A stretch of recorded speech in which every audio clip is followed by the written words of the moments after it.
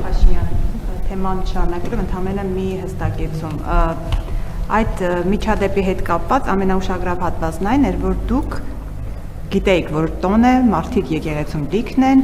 եւ դուք ինչու փորձեցիք մարդկանց միջով ջեղքելով անցնել հասնել խորան։ Երբ որ ուշացած են գալիս եկեղեցի, սովորաբար վերջում են կանգնում, աղոթում են, ինչն է պատճառը խորան մոտենալու, եւ երբ որ ձեր թիմակիցները ասում են սադրանք, հիմա սադրանքը ո՞րն է, որ դուք դիտմամբ եք գնացել, որ սադրանք լինի, չեմ հասկանում, երբ որ դա անվանում են սադրանք։ Այս հստակեցումը արեք, ինչու ջեղքեցիք անցակ։ Երկրորդ դուք Ռուսաստանում խոսում եք, որ Հայաստանը դեմոկրատական երկիր է, բայց օրինակ քաղաքական ուժերից մեկը միասնության թեմվերը ահազանգում է, որ նրանց տարածք չեն տալիս մեծամորում եւ իրենց կամավորների հետ կապված ճնշումներ են գործադրում։ Հիմա եթե դեմոկրատիա է, սա ինչի մասին է խոսում։ Եվ նաեւ մի հստակեցում դուք Պուտին, Փաշինյան զրույցը, երբ որ մենք տեսնում ենք, բավականին ոչ դիվանագիտական էր, բավականին բաց էր խոսակցությունը,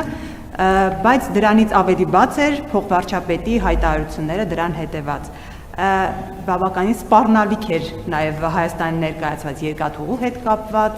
ասում է, եթե դուք կոնսենսիոն կառավարումը վերցնելու մասին եք խոսում, մեզ ինչու եք հրավիրում օրինակ այդ երկու հատվածները վերանորոգելու համար։ Թրիփի հետ կապված նրանք ասում են, ինչպես է ստացվում թրիփը, եթե խնդիրներ է ստեղծում, բեռներ չեն կարող ռուսական չինականացնել, այդ դեպքում մեր տնտեսական շահը որտեղ է, եւ այսպես շարունակ։ Այդ խոսակցությունը արդյոք այդ աշճանի կոշտությամբ է անցել եւ արդյոք այս հարցերի հետ կապված իսկապես որևէ համաձայնության չեն եկել կամ այս օվերչուկե հայտարարությունները հանդիպումից հետո ինչի մասին են խոսում։ Ես այդ հայտարարությունների մեջ ոչ մի սպառնալիք չեմ տեսնում եւ մեր ասածների մեջ էլ ոչ մի սպառնալիք չկա։ Դա նորմալ աշխատանքային գործընթաց է, որտեղ կողմերը ներկայացնում են իրենց դիրքորոշումները։ Ես էլ եմ ասում, այդ համարվում եմ շատ հաջողված, որտեղ բոլոր ուղղություններով մենք ձեռք ենք բերել կոնկրետ պայմանավորվածություններ եւ մեր երկկողմ հարաբերությունների զարգացման հերթական փուլն է, որը բնականon զարգանում է։ Ինչ վերաբերում է եկեղեցուն, ես երբ որ այդ ամենը ուղիղ եթերում ա եղել, ես երբ որ հասել եմ եկեղեցի, մուտքի մոտ հերթ եմ կանգնել, մարդիկ դուրս էին գալիս մի մասը մտնում էին, սպասել եմ դուրս եկողները դուրս են եկել, ես ներս եմ մտել, այսինքն անընդհատ մարդիկ դուրս էին գալիս եւ ներս էին մտնում։ Այն մարդիկ, որ ես գնացել էի ինձնից առաջ կանգնած էին, իրանք ներս մտան, եկավ ներս մտնելու իմ հերթը, ես էլ ներս մտա, այսինքն ինչու պիտի եկեղեցի ներս չմտնեմ։ Դա իսկ կներեք ինչու պիտի խորան չգնամ։ Այսինքն այդ որտեղ է ասված, որ ես պետքա խորան չգնամ։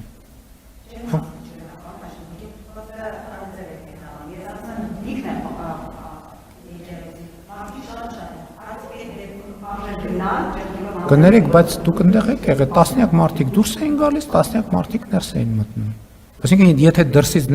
դուրս եկող չլիներ, ներս գնացող էլ չեն լինի։